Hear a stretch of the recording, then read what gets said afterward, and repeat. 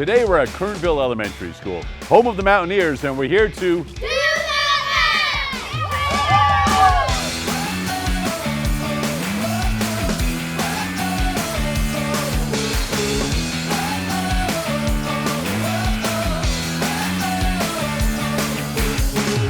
Well, today we've got some 4th and 5th grade students at Kernville Elementary School, and we're going to do a little bit of math. You guys ready?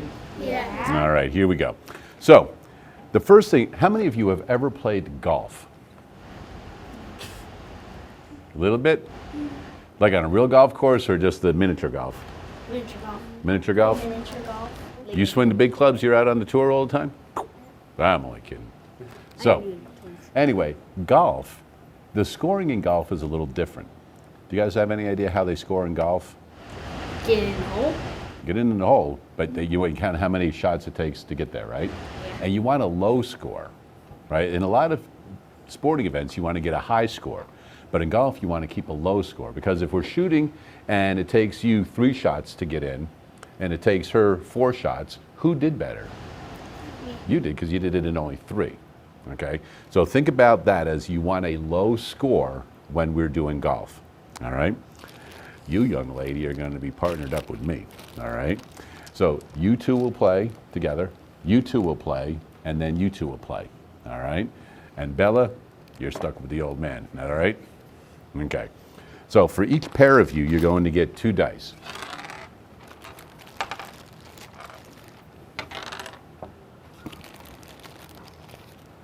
Are you good with red and green? Mm-hmm. Okay. So the first person will roll the dice. Okay, so I'll roll, and I'm going to add them up. Now, when I add those up, what do I have? 8. 8. So what I'm going to do is I'm going to make a little mark so that it adds up to 8. Now, how can I do that? How can I get to 8 using these numbers? 5 and 3. I could use 5 and 3. What else could I use? 7 and 1. 7 and 1. 6 and 2. 6 and 2. Could I just use 8? No. I could. Oh, yeah. I could just use 8. All right. Could I go 4, 3, and 1? No. Well, oh, yes. I could, right? As long as it comes out to 8. You can use any combination of numbers as long as you're adding them. You can't subtract them. Okay? You go ahead and roll. So you have how many? 10. Okay, so you figure out how do you want to mark off 10. There's a lot of different ways you could do it. 5 and 5. Well, you can only use 5 once because it's only there once. 9 and 1. So you want to use the 9 and 1? Okay, so what you'll do is in this corner, you'll mark the 9 and the 1. Okay? And then it would be my turn, right? I roll the dice and I mark on my paper the ones I want to mark. Okay? And then it's Bella's turn. All right? Now, when Bella goes again, she can mark off any numbers that haven't been used yet. All right? Make sense? She can't use the 1 anymore and she can't use the 9 anymore. As soon as you're through, you can't go anymore. Like if she goes, oh, I can't go anymore, I've gone 3 times and I'm done. Then you're finished. Then what you're going to do is you're going to take the numbers that don't have a mark on them and add them up. And that's going to be your score for round 1. Go ahead, first person roll, mark off whatever numbers you like that add up to that.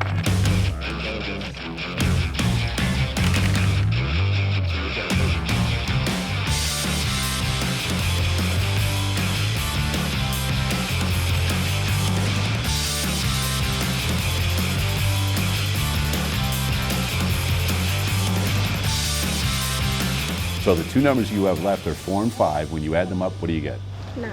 All right, so that's your score for round 1. So you're going to put a 9. All right? You guys all getting close to ending your first round? Yeah.